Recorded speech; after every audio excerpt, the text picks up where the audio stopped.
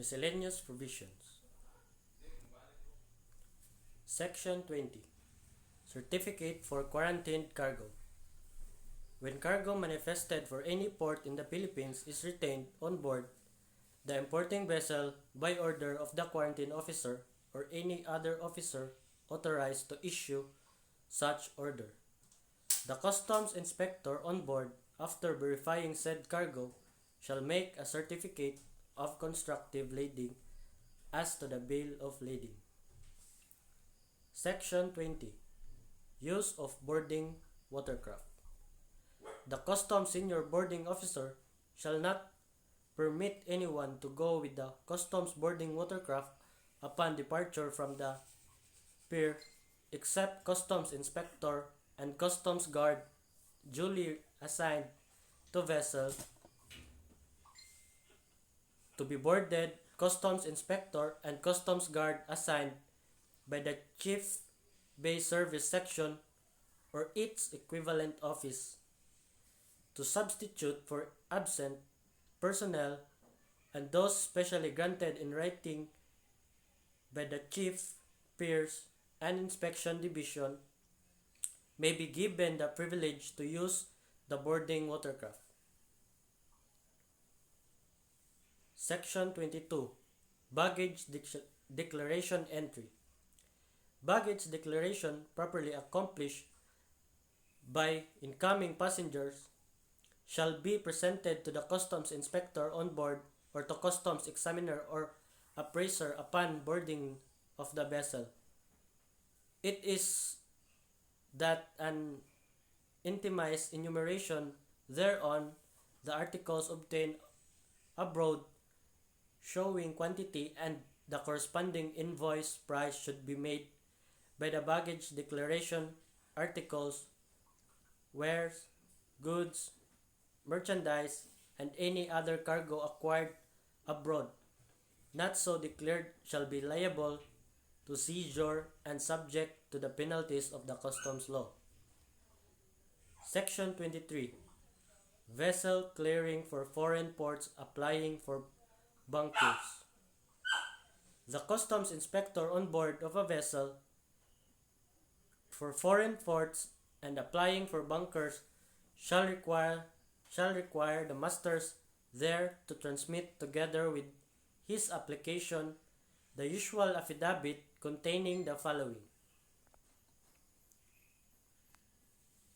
First is the name and nationality of vessel. Second is the amount of fuel oil available on board for its at time of entry. Third is the vessel's daily consumption of oil at sea. Fourth is the vessel daily consumption of oil in port. Fifth, port or ports of call during the voyage and duration of vessel stay at each port. And last is the amount of bunkers applied for. Section 24.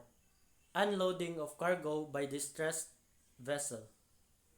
A distressed vessel in port desiring to unload cargo for the duration of the vessel's sojourn thereat may be issued a permit to discharge her cargo upon written request of the master or agent, approved by the collector of customs under such terms and conditions. He may deem proper if the cargo's discharge will be cleared or entered in the port where they are discharged. The unloading of this class of cargo shall be subject to the same rules and regulations prescribed for cargoes destined or the port. Section 25. Ship's mail. Ship's mail shall be examined as they are being thus from the ship, and all mails addressed to persons other than the agents of the vessel shall be delivered to the mail clerk. Any justiciable articles or merchandise other than mail found in the mail bags shall be subjected to duties and taxes or seizure. Section 26. Laborers and ship's laundry. All stevedores, laborers, and other persons of similar status shall thoroughly search by or under the immediate supervision of the customs inspector on board, upon their leaving the vessel, and such persons found with articles or those not authorized for discharge in his person shall be arrested. For bundles of clothing, ship's line or laundry, which are to be taken ashore, a list shall be prepared by the inspector, who shall check them against such list upon the return on the board, so that the corresponding duties and or taxes may be assessed and collected on those uncounted for before the vessel sails. Section 27. Seizures. The customs inspector or customs guard making seizure shall deliver to the owner of the claimant, and if unclaimed, to the master of the vessel, a receipt describing the articles seized. He shall forward immediately the articles seized together with a seizure report and transfer note to the chief, pierce, and inspection division or its equivalent office. So, Section 28. Arrest. Upon searching a vessel or any person on board thereof, the customs inspector or customs guard on board is authorized and required to search, arrest, and even detain conformably with law any found committing act or acts contrary to the law. When a person is apprehended under such circumstances, the customs inspector on board shall conduct an informal investigation, after termination whereof the persons arrested, together with the evidence, shall be turned over to the Enforcement and Security Service (OESS) for appropriate action. A report in detail showing the name of the person arrested, the reason for the arrest, and action taken shall be submitted without delay to the Chief Pierce and Inspection Division or its equivalent office. Section 29. Small boats alongside vessels. Small boats authorized by the PPA to engage in ferry services may be permitted to come alongside a vessel. A customs guard shall be stationed at all times while a small boat, launch, or any water draft is alongside, and it shall be thoroughly searched before being permitted to depart. Section 30. Customs guard for vessels lying alongside. So a customs guard shall be detailed by the customs inspector on board of a vessel when another vessel is lying alongside, whose duty shall be to see that no contraband articles or merchandise is passed for one vessel to another. This duty shall be arranged in rotation so that the vessel will be under continuous surveillance until its departure.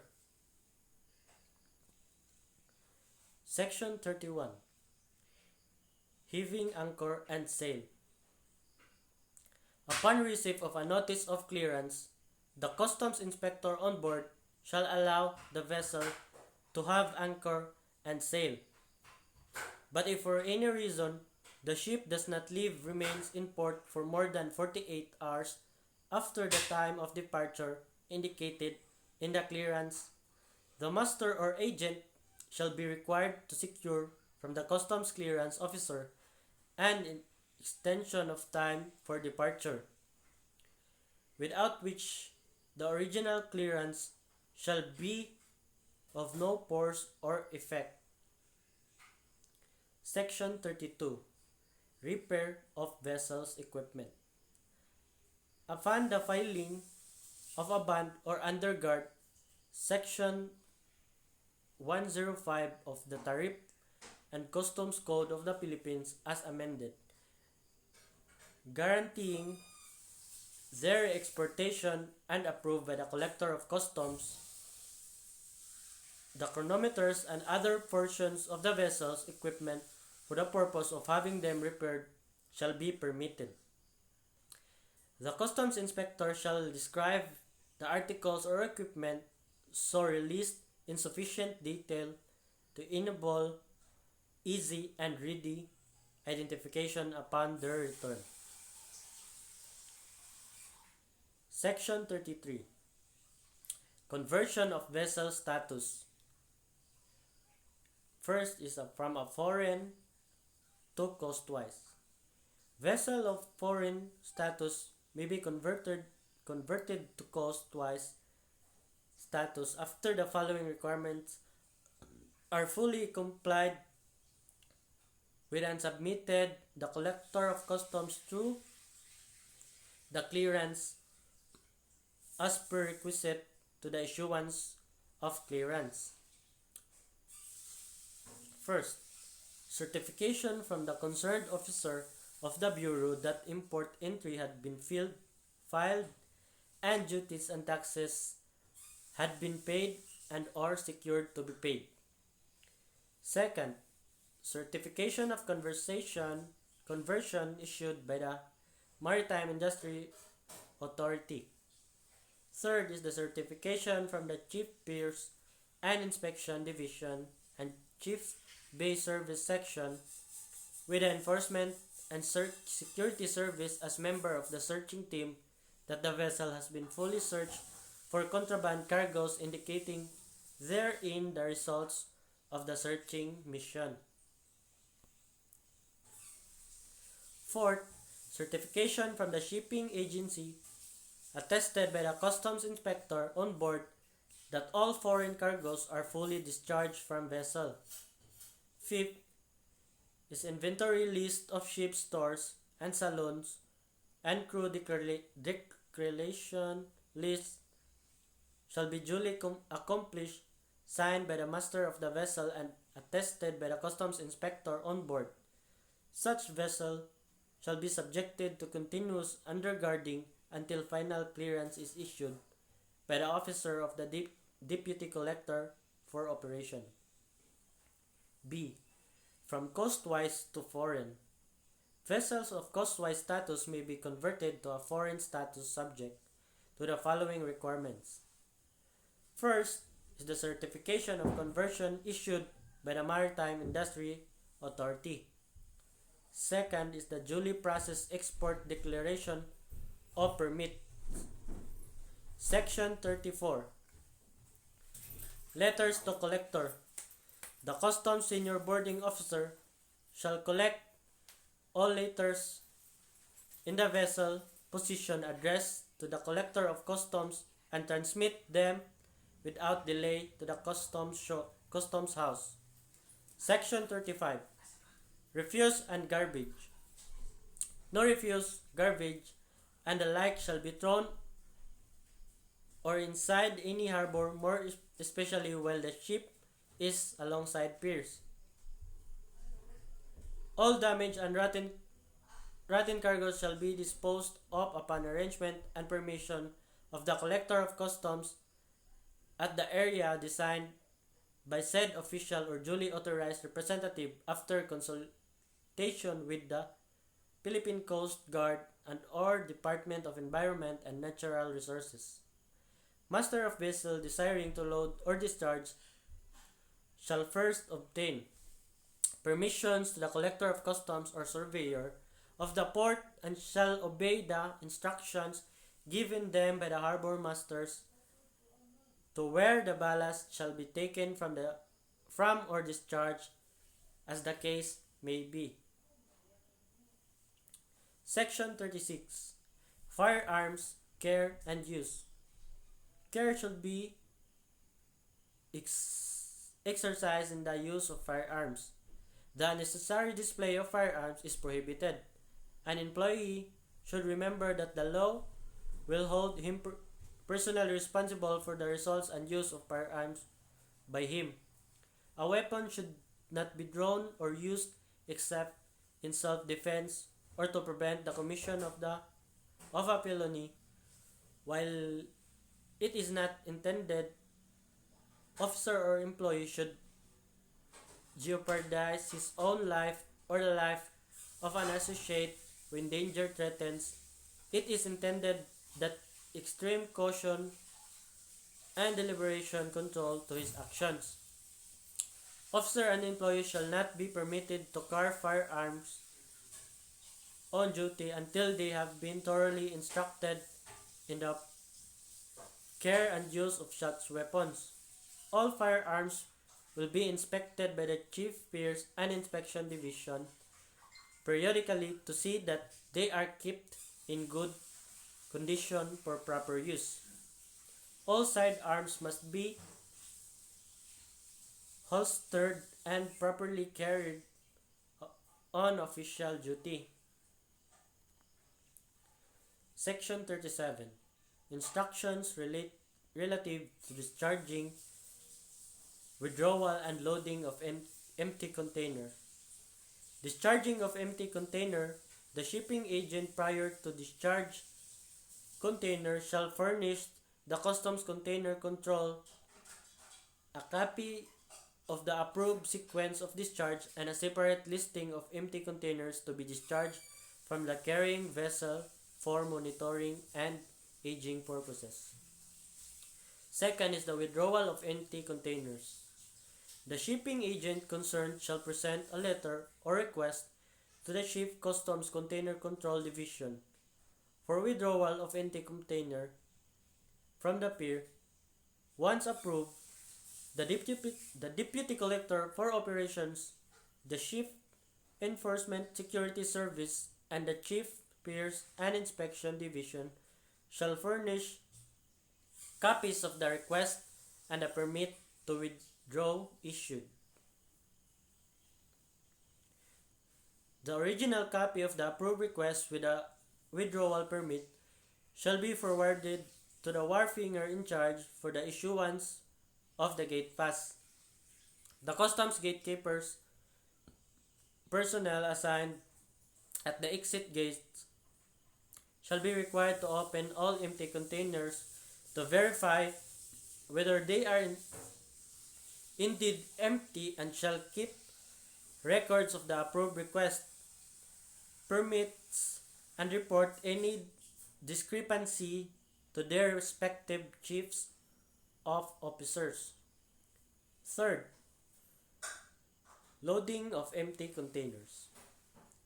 Prior to the loading of empty containers on board carrying vessel, the shipping agent concerned shall apply for a special permit to load in a letter application made for the purpose at the Customs Container Control Division or its equivalent office. It shall be the responsibility of the Customs Container Control Division to physically inspect empty container brought into, unloaded, onto the port and to verify indeed the same empty as represented by the concerned parties. In approving authority to load empty containers, the Chief Customs Container Control Division shall ensure that the empty containers specified there have already been duly inspected.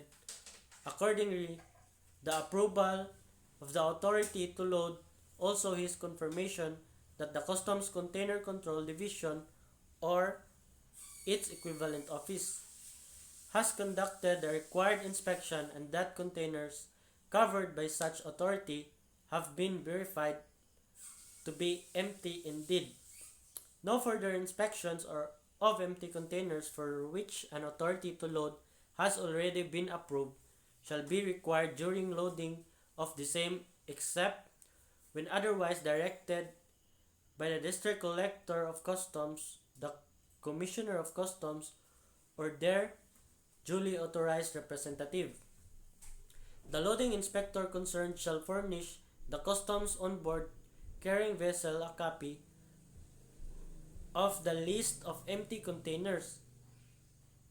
He shall, after the duration of loading, also endorse the list of containers loaded on board vessel by reporting it in his to be submitted to the export division or its equivalent office. Section 38.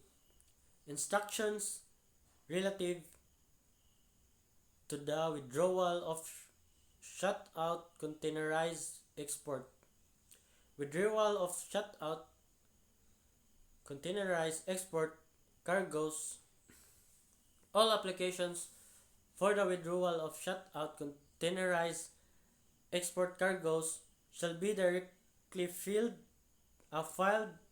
with the chief or its equivalent office. Spot checking of the contents of the subject containers shall no longer be required, but instead the following precaution measures shall be undertaken. The application to withdraw shut-out containers export cargoes shall be accompanied at all times by the following. First is the certification of the shipping agent concerned attesting to such fact. Second, an equipment interchange receipt. And third, a copy of export declaration.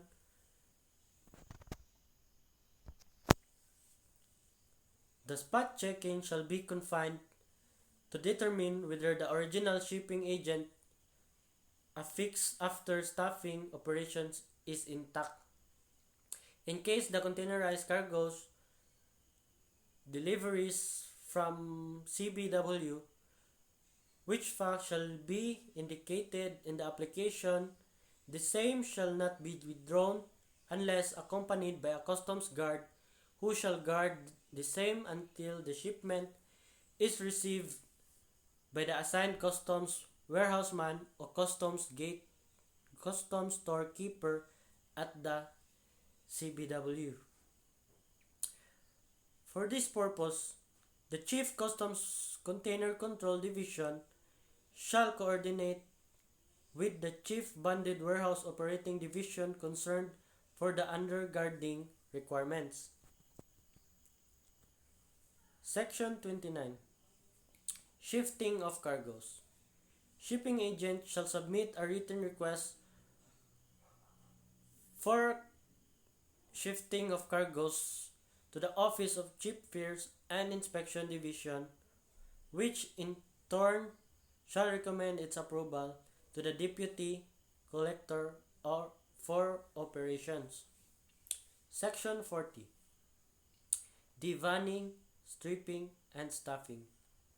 Consignee shall submit a written request for divanning, stripping, and stuffing to the Office of the Chief Fairs and Inspection Division, which in return shall recommend its approval to the Deputy Collector for Operations.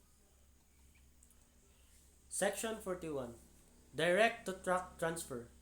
For direct-to-truck transfer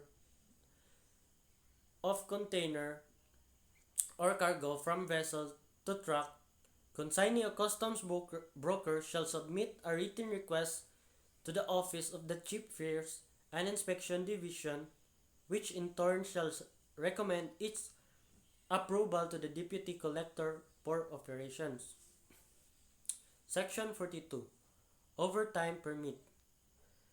All requests for overtime work by Peers and Inspection Division personnel other than those regular activities mentioned in this manual shall be recommended by the Chief Peers and Inspection Division and approved by the Deputy Collector for Operations. Section 43. Discharging of vessels sludge. All requests for discharging of vessel sludge shall be recommended by the Chief Peers and Inspection Division and approved by the Deputy Collector for Operation. Sample of sludge shall be taken by the Customs Examiner from Formal Entry Division for examination purposes. Section 44. Bunkering Permit. All requests for a vessel bunkering or refueling shall be recommended for approval by the Chief Piers and Inspection Division to the Chief Port Operations Service. Section 45. Leisure or racing yacht.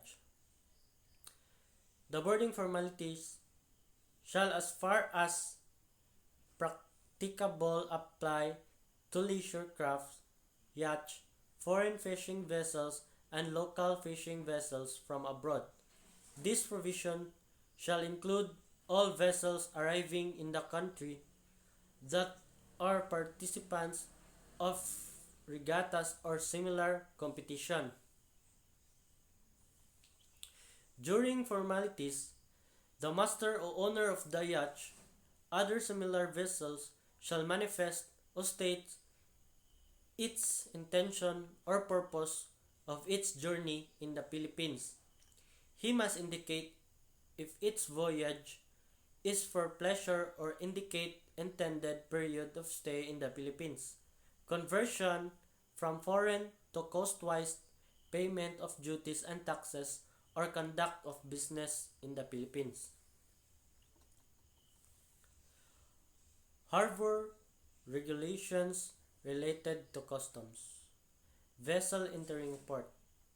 All vessels entering any port of entry or coastwise in the Philippines shall show their colors and signal their official members or letters, and such signals shall be kept flying till the vessel is boarded by the proper official.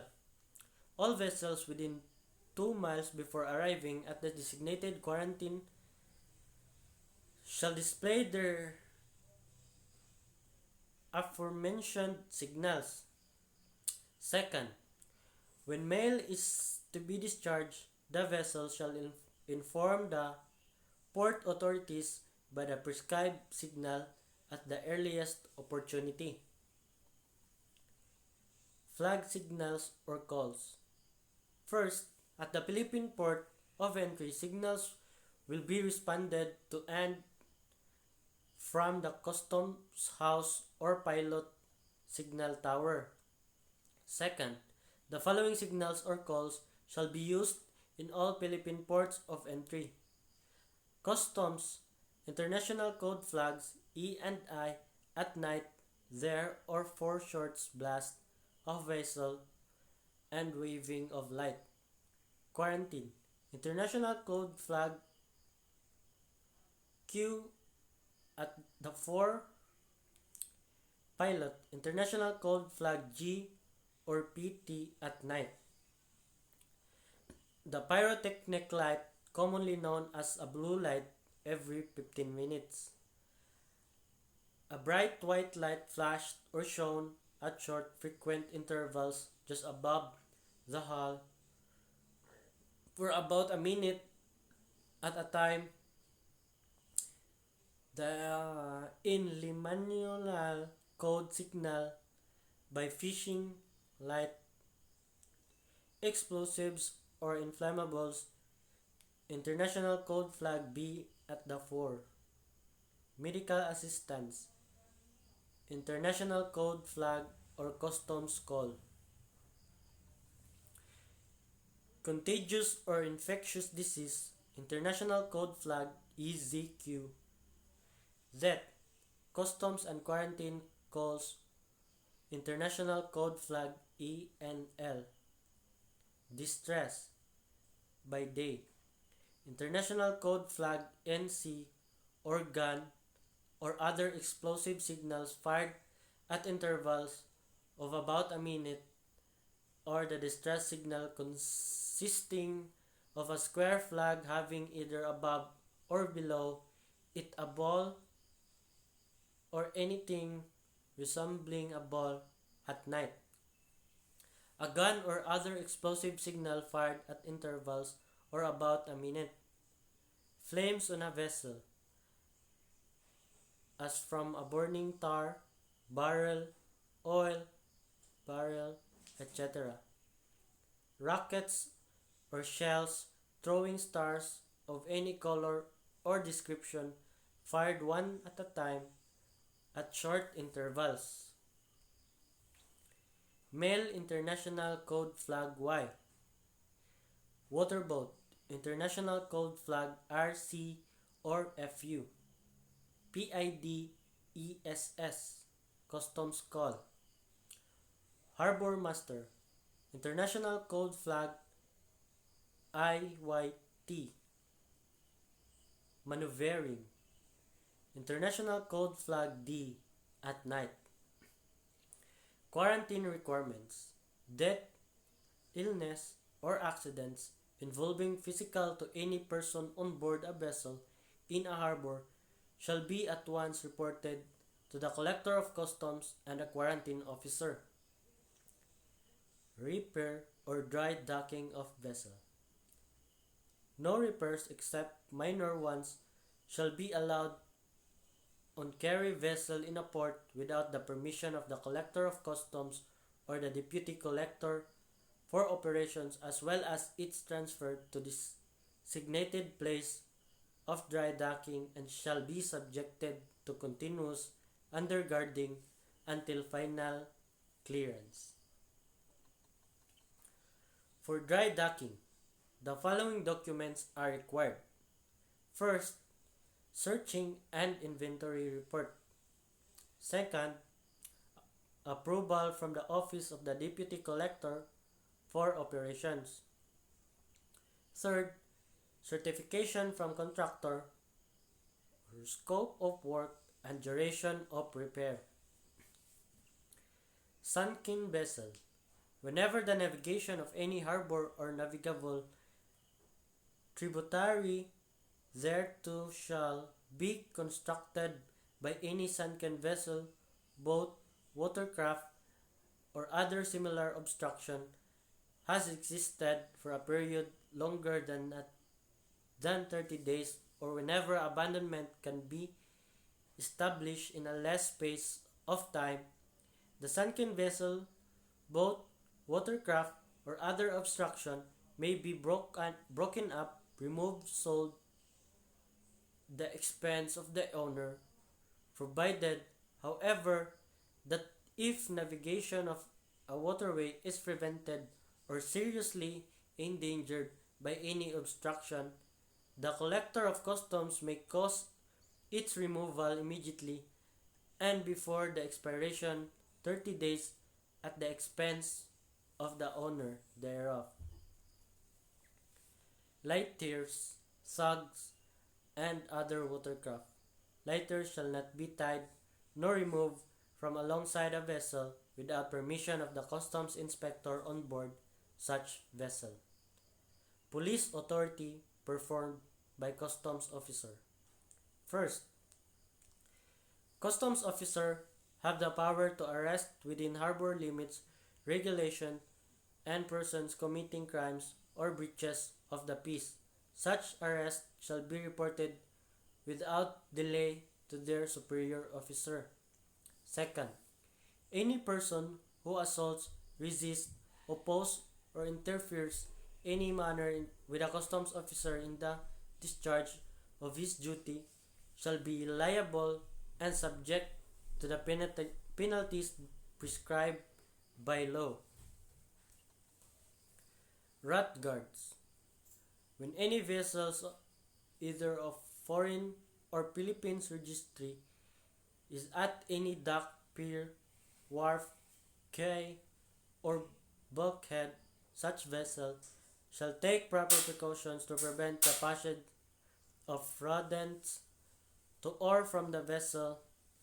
The vessel shall be defended off from the pier, wharf, quay, bulkhead, or dock not less than 6 feet, and acceptable rat guards as prescribed shall be fixed on all connecting lines, and in addition all cargo nets and similar devices extending between the vessel and shore structure shall be removed at night unless in actual use, as shall all gangways and ladders unless guarded for properly lighted.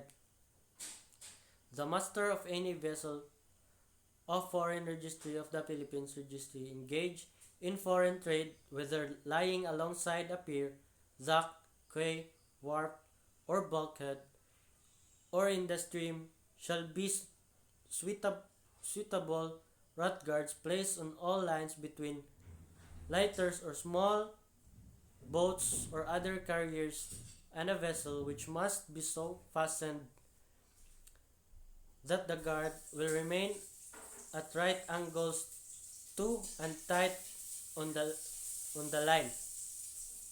No cargo shall discharge from other received on board a vessel lying alongside a pier, wharf, quay, dock, bulkhead, or in the stream before suitable rat guards have been placed on all lines loading from the carriers to the vessel and from the vessel to the pier, wharf, quay, dock, or bulkhead, except the case of coastwise vessel handling coastwise cargo to lighters or other carriers, or from barges, lighters, or other carriers within the rat guard requirement on lines between vessel and carrier may be dispensed with.